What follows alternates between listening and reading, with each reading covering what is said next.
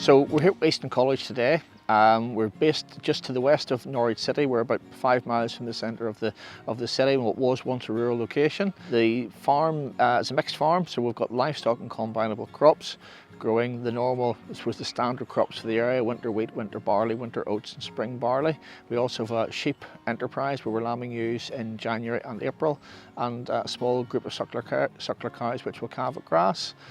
Soil type runs from silty loams to sandy loams, mainly sandy, which brings its own set of challenges in a low rainfall year, which for us is normally about 540 millimetres.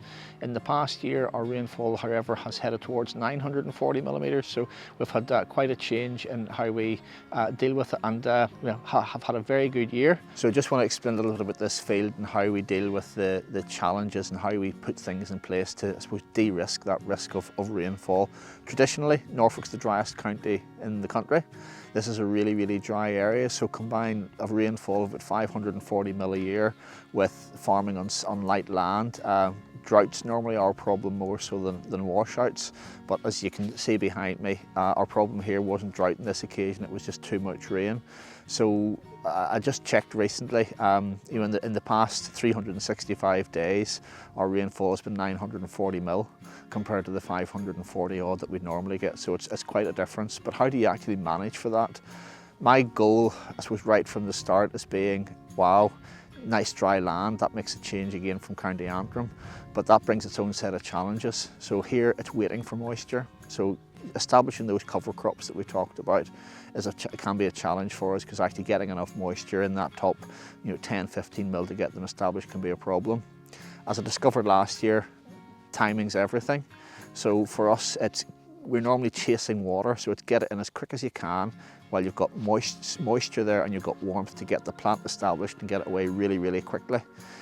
Our land doesn't really get sticky. This is probably one of the stickiest fields that we have, and we're still in the 50% sand in here.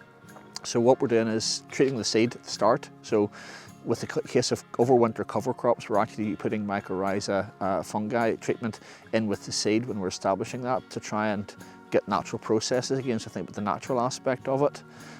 This field has been subsoiled right at the very start of my tenure here to try and remove compaction, because we've got a constant slumping problem, which is why we're trying to build that organic matter level to hopefully minimise the impact of that slumping. But just getting things in timely. We don't have a blackgrass problem here, so we can get it in as early as we want to. The challenge that we have is students have to be taught to drive. So if we've got students once a week for half a day, and we've got 20 students in a class, we have to slow things down to enable them to get the opportunity to come out to the field, teach them how to drive a tractor, teach them how to use the cultivator, teach them how to work in the field.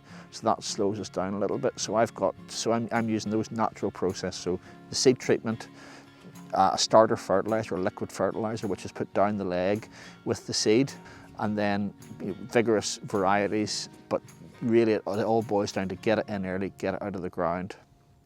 This field was drilled the 17th of October, Tuesday morning, I remember it well. We had 45 millimetres of rain on the Friday afternoon before it was planted, and we had another 45 millimetres of rain on the Friday after it was planted. Where the crop's good is the sandy part of the field. Where the crop starts to tail off is where we run into a seam of clay that runs down through the farm. This area is famous for clay because they used to make lots of bricks, and they used to what they call marls. They dig up the clay and spread it on the sandy land to improve it, and we've got evidence here why it was so good for removing that clay.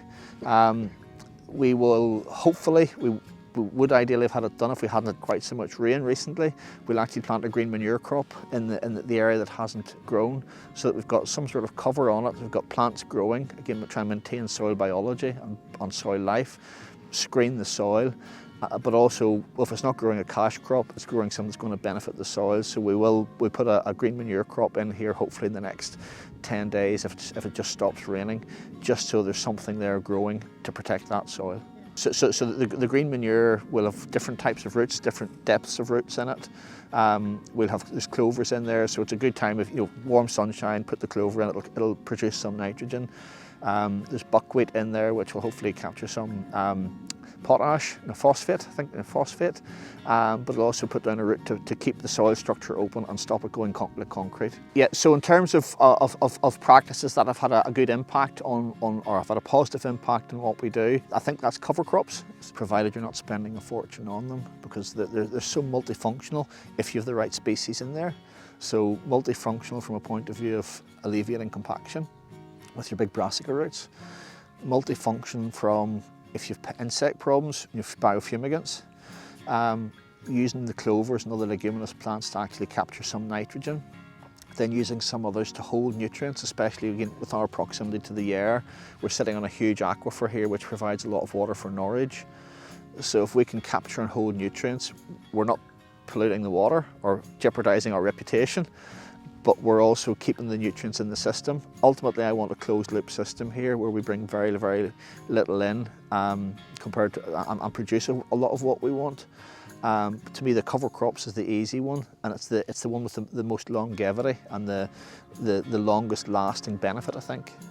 Yeah, so I think if I was going to give a few pieces of advice to farmers in a similar scenario to ourselves, farming light land with extremes of weather and changing weather, it would be the cover crops. Considering the timing of when you're doing things, I talk about genetics, nutrition and plant health. Do we tweak the crops that we're growing? Do we tweak the varieties?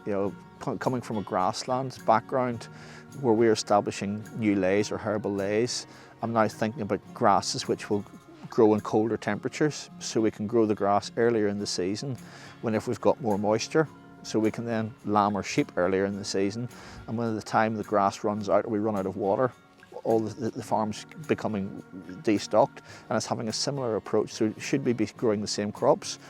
I would like to see different research done in terms of the varieties that are coming through, so less of a focus on yield and more of a focus on drought tolerance or disease resistance.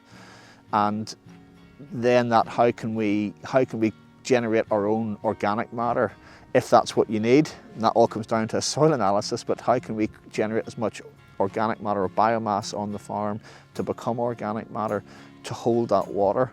And it's not even holding the water in a dry spell, it's about opening up that structure even in a wet spell, so it's free draining. So there's multiple benefits across the board.